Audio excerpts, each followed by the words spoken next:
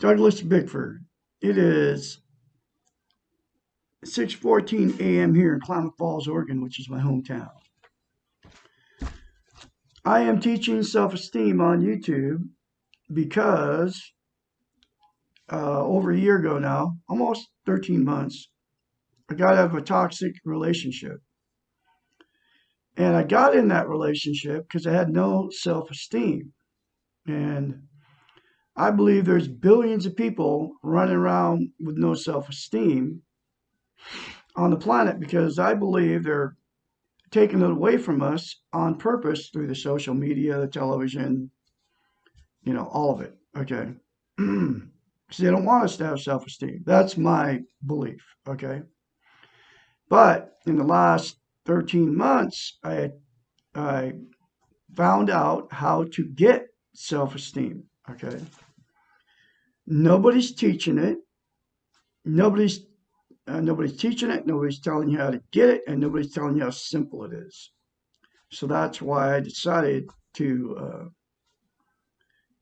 teach self-esteem on YouTube. Because absolutely, you Google search it, nobody is telling you how to get it. Okay.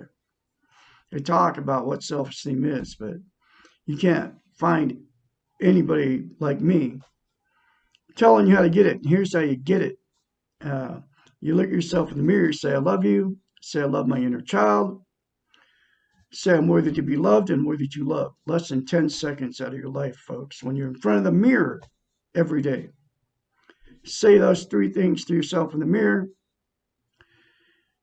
every day without fail. And it comes out of a book from a doctor of psychology. She's a psychiatrist. Her name is Susanna McMahon. Okay.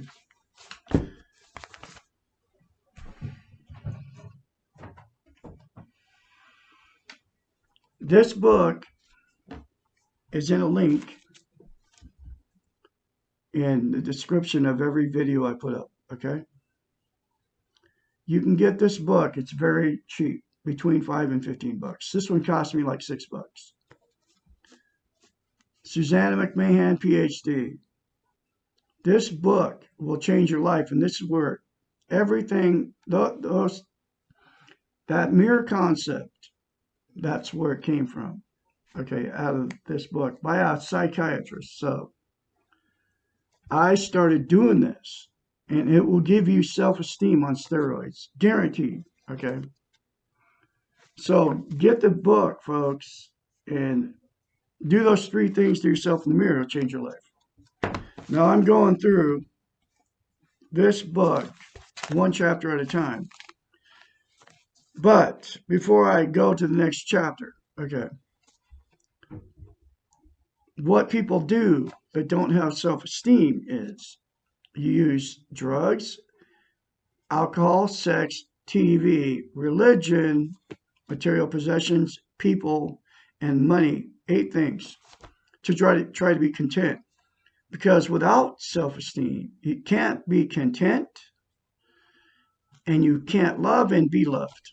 That's the way it is. That's our reality. Okay. And nobody is teaching this concept. Like I said, nobody's teaching it. Nobody's telling you how to get it. And nobody is telling you how simple it is. And those 3 things to yourself in the mirror daily will give you self-esteem on steroids. I guarantee it. Okay. And that's why Douglas Bickford is doing it here on YouTube. Because you get yourself, I've been married 4 times because of no self-esteem. And the reason I didn't have any is because I was sexually molested, abused, emotionally, physically, and sexually abused as a child from my parents. Okay, so I carried that my whole life. Up until February 21, I stuffed all that pain for all those years until I was 65. Till February 21. when I started releasing all that pain here on YouTube, talking about what had happened to me. That's why I've been married 4 times. That's why you've been married more than once, because you don't have any self-esteem. So, because you can't love and be loved without it, so you'll get exactly what you are. So, somebody that you get involved with don't have self-esteem either, so they can't love and be loved. My last relationship, my last marriage, okay, she didn't have any self-esteem. I didn't have any self-esteem, but I have it on steroids now because of 3 simple things in the mirror to myself. Okay, so that's how you can attain self-esteem. Very simple. But here's the thing about mirror. I call it mirror therapy. She doesn't call it that. You cannot lie to yourself in the mirror. So when you get in front of the mirror, everybody's in front of the mirror every day, either shaving and putting makeup on, brushing teeth, whatever. In the bathroom, right? And I can say 100% of the population, when they get in front of the mirror, they talk trash about themselves. And you know why you do that? Because that's how you feel about yourself. So you can change your whole life by saying those 3 things to yourself in the mirror. Instead of saying negative stuff to yourself in the mirror, say positive stuff to yourself. Doesn't even matter what it is. But say those 3 things to yourself in the mirror, and then you'll be able to say good things about yourself in the mirror. Okay? Like, I love Douglas Bickford. I'm a very talented person. I'm a very beautiful person. I'm full of goodness. When the first time I said it to myself in the mirror, I love you. Because as soon as I read it in this book, I did it. Okay. And I was like, I can't do it because I didn't believe it. Okay. So you have to force yourself the very first time you do it because you don't believe it. It'll feel weird. Force yourself to say it. Okay. Then the feeling will follow the behavior. The behavior is saying it to yourself in the mirror. And then the feeling of being loved will follow. Okay. Because you can control if you love yourself or not by saying by the behavior saying I love you in the mirror. Well, the feeling of being loved will follow that. You can say any positive you say to yourself in the mirror will come to you. I mean, unless you're talking about getting money or something. That's not going to happen. But inside yourself, you can change feeling worthless to feeling full of goodness. Okay, feeling you're a good person instead of feeling worthless. And it works, folks. And it comes from a psychiatrist. Okay? And I mean, you want to call me crazy because I tell you that, right? But you think about it. I'm telling you to say good things to yourself in the mirror, and you're calling me crazy. It's called defense mechanisms. It's a defense mechanism for you to tell me I'm whatever you want to call me names because I tell you to say I love you in the mirror. Say good things to yourself in the mirror. When you can easily say to yourself, I look terrible. Oh no, I'm getting wrinkles. You say bad stuff about yourself in the mirror. Most people do, okay?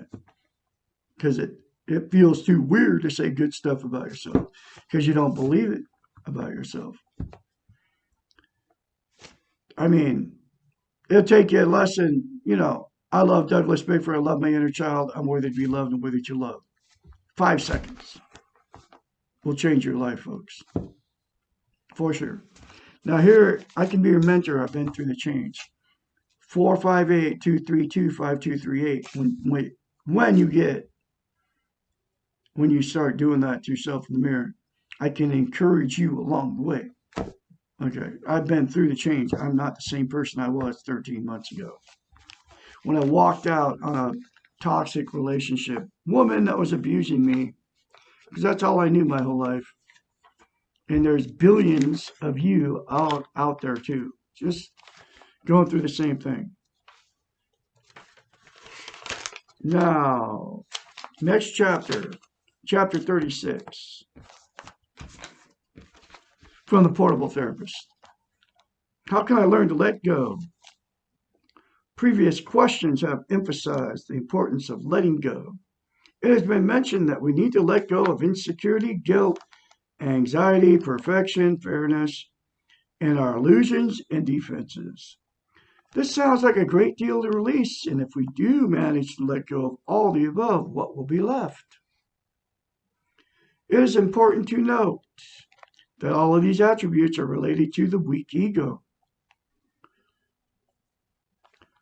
The worth that we receive from external resources.